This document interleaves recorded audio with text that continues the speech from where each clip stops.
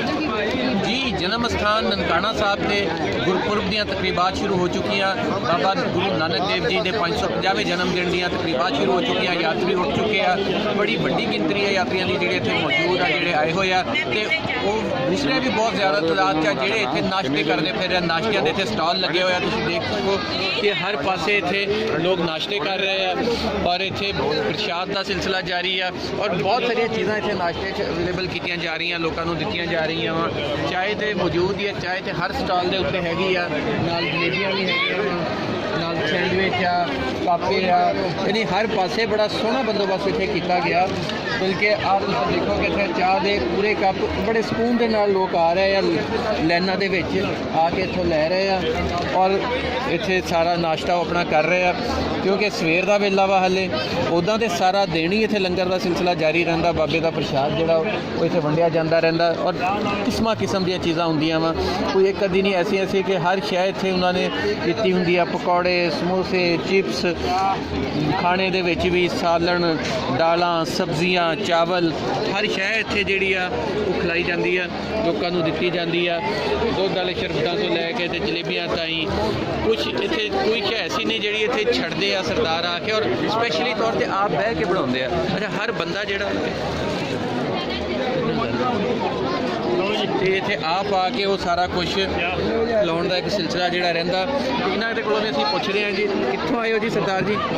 हाँ जी मेरा नाम असीं ननकाना यात्रा कमेटी अच्छा इंग्लैंड तो आए जी। हाँ जी 150 का जथा 848 हैगी नाल जी। ये परसों चल रहा इदां क्योंकि संगतां बहुत ज़्यादा हैगी कई जगह तो उन्होंने चाह भी या खाण की ब्रैड भी बहुत मुश्किल आती है। कल सवेर में भी पानी भी नहीं किसी ने मिलना बहुत तरस है। इस करके कोशिश करते हैं कि हरेक साल इधर आ जाए ठीक है जी। इस तरह थोड़े चेंज वैरायटी करके लाने कल दूजे पकौड़े चलते थे पहले तो ब्रैड पकौड़ा सीगा अच्छा लड्डू भी चलाए अज भी लड्डू चलूगा बाबे नगर कीर्तन के बाद। अच्छा हम जलेबियां सवेरे मठा चावल ब्रैड तो किन्ने चिर तो तुसीं ये कर रहे हो सारा इस्तेमाल? किन्ने साल हो गए? जो जथा मैंने तो 7 साल हो गए आने। अच्छा हाँ जी तो जो जथा है वो तो काफ़ी देर तो आता 2000 तो पहले 20 साल हो गया तो इस करके इदा का आप कोशिश करते हैं 1 साल आ थोड़ी तां की प्रॉब्लम हो गई अच्छा चेंजिंग करती वैसे वो ही होंगे उतों व्डा होंगे संगतां सामने दस पैंदा तो थोड़ा जगह टाइट भी करके इन्ना संगतां जिदा पता नहीं लग रहा। अच्छा दूसरा गल वो जो सिक्योरिटी आ उधर भी संगतां जा रही जो थोड़े चर तक इन्ना रश पैंदा पैप इस करके लाया स्पैशल पाइप लाए इस करके लाइन के संगतां होण ते धक्कम धक्की ना होवे। अच्छा गल तो सही है धक्कम धक्की नहीं हो रही बड़े सुकून के नाल लै रहे अगे आ तो जी इन्हां नाल भी गल करते हैं। हाँ जी हाँ जी सरदार जी की हाल चाल है? मेहरबानी महाराज आपका। कित्थों आए हो की नाम तुहाडा?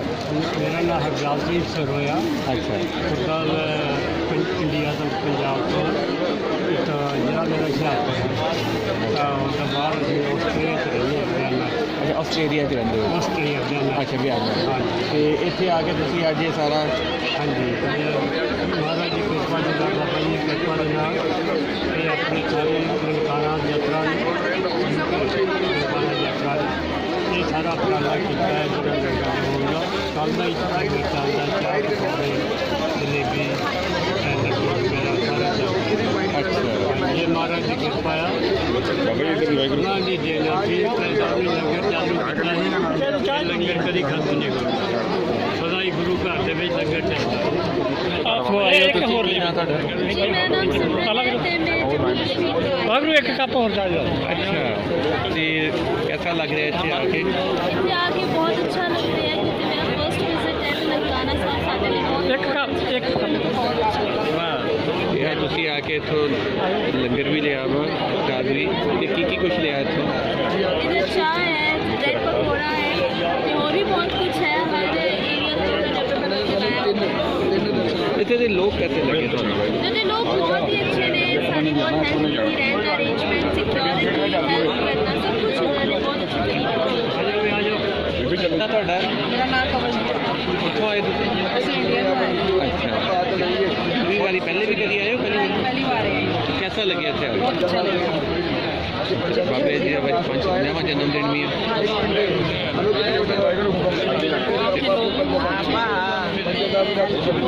ये आउंदा ਤੁਸੀਂ ਦੇਖਿਆ ਨਾਸ਼ਤੇ ਵੀ ਜਾਰੀ ਹੈ, ਇੱਥੇ ਲੰਗਰ ਵੀ ਵੰਡਿਆ ਜਾ ਰਿਹਾ, ਯਾਤਰੀ ਤਿਆਰੀਆਂ 'ਚ ਲੱਗੇ ਹੋਏ ਆ, ਤਿਆਰੀਆਂ ਮੁਕੰਮਲ ਹੋ ਚੁੱਕੀਆਂ। ਥੋੜ੍ਹੀ ਦੇਰ ਬਾਅਦ ਇੱਥੋਂ ਨਗਰ ਕੀਰਤਨ ਵੀ ਸ਼ੁਰੂ ਹੋਏਗਾ ਤੇ ਇਸ ਲਈ ਇੱਥੇ ਅੱਜ ਭਰਪੂਰ ਤਰੀਕੇ ਦੇ ਨਾਲ ਹਰ ਯਾਤਰੀ ਖੁਸ਼ ਆ, ਹਰ ਸਿੱਖ ਖੁਸ਼ ਆ ਕਿ ਅੱਜ ਬਾਬੇ ਦਾ 550ਵਾਂ ਜਨਮ ਦਿਨ ਆ ਤੇ ਮੁਕੰਮਲ ਤਿਆਰੀਆਂ ਜਾਰੀ ਆ। ਹਰ ਕੋਈ ਹੁਣ ਤਿਆਰ ਹੋ ਰਿਹਾ।